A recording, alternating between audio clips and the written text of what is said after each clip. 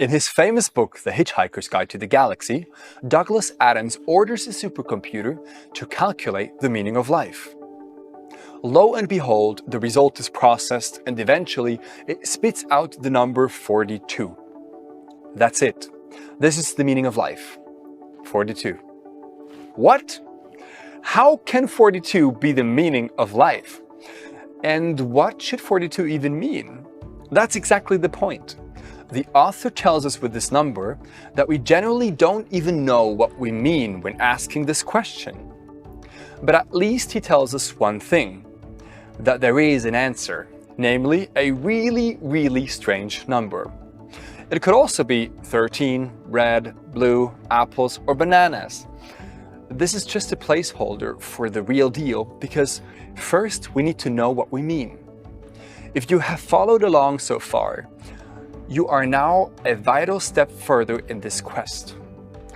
When we ask the question of our human teleology, we are asking about an objective and ultimate purpose to our existence, which is constituted by an answer that tells us how our time and energy can be spent worthwhile in a final sense.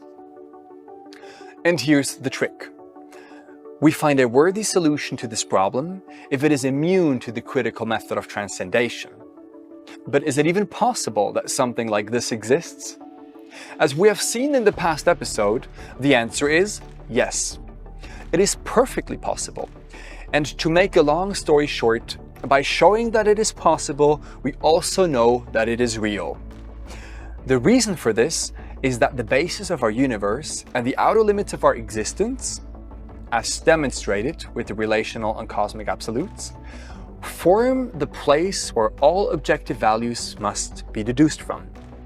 In other words, since there are absolutes and since we have an objective basis, there also is an ultimate purpose for our lives.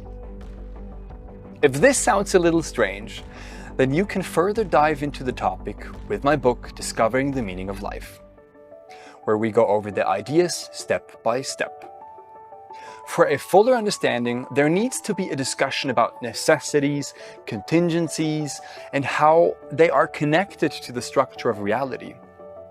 But for now, the take-home message is that the previous three arguments did not just imply the possibility of objective meaning, but in fact its real and tangible actuality.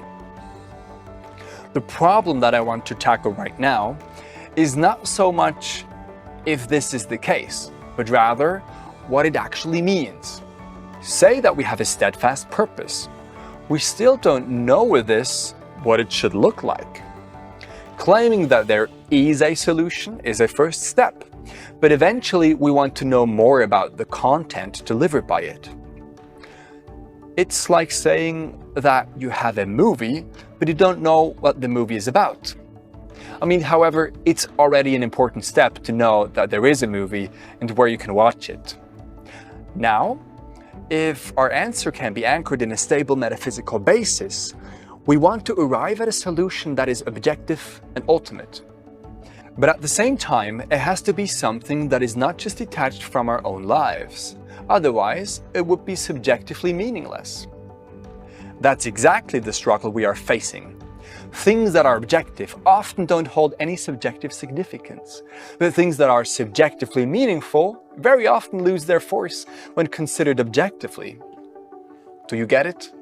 The objective universe doesn't really care about us. But we need to care about it if we are interested in an objective answer. At the same time, all grand objective answers may perhaps be relevant for the universe, but not so much for us, the little vibrant humans on planet Earth. Somehow, we need to connect these two worlds of objectivity and subjectivity in order for them to be relevant on both spheres. How can we connect the two dots? Well, there is an idea that tries to connect exactly these 2 points. It is directed towards an absolute end goal, but still tries to engage the whole subjective self in this enterprise. Hence, there is both an objective as well as a subjective significance to it. The term that comes closest to this idea is the word spirituality. Now, don't worry. If you're like me, you might be inclined to think that spirituality sounds a little bit like esoteric fantasy with no real substance to it outside of a believer's imagination. But that's not what we are talking about here. There is in fact a scientific and academic discussion about the spiritual. There is an emergent body of literature that tries to make sense of the concept and apply it to the relevant context of our daily lives. One of these research fields is called spirituality at the workplace. There it is held that we need to find some purpose in our lives, even in our everyday jobs. Spirituality at the workplace means nothing less than seeking a deeper meaning to what we do at our jobs than simply the reply of emails or paychecks and task performances. There has to be more than that. There must be something meaningful in what we do. If employees don't perceive what they do every day as meaningful, then in the long run they will either quit or become terribly depressed. Through such research, business economists have come to the conclusion that we need a deep spiritual purpose at work. They have proposed many different suggestions of how spirituality at the workplace can be increased in companies. This is just one example among many. You can seek spirituality at the workplace, in research, in sports, in your friendships, in medicine, and so forth. Right now, spiritual care is a huge topic vividly discussed in academia. The International Consensus Conference in 2012 defined spirituality as a dynamic and intrinsic aspect of humanity through which persons seek ultimate meaning, purpose, and transcendence. Well, this is pretty much what we are doing right now, isn't it? It reminds me of what the famous Russian writer Fyodor Dostoevsky said in his epic work known as The Brothers Karamazov. He held that, quote, "The mystery of human existence lies not in just staying alive, but in finding something to live for. Without a concrete idea of what he is living for, man would refuse to live and would rather exterminate himself than remain on this earth." End quote. These are wise words. Staying alive is not so much a challenge nowadays. And even if it was, simply existing, vegetating, or breathing is never a significant end in and of itself. We don't just want to be alive. We require something meaningful to live for.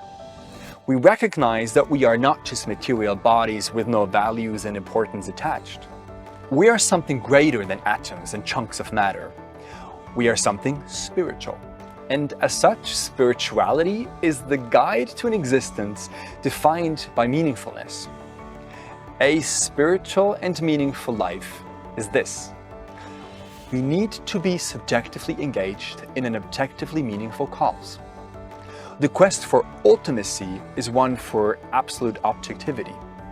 When we are asking about the meaning of life that can be practically integrated in our subjective experience through a spiritual existence, we are really asking about what ultimate meaning looks like and how we can manifest it in our personal lives.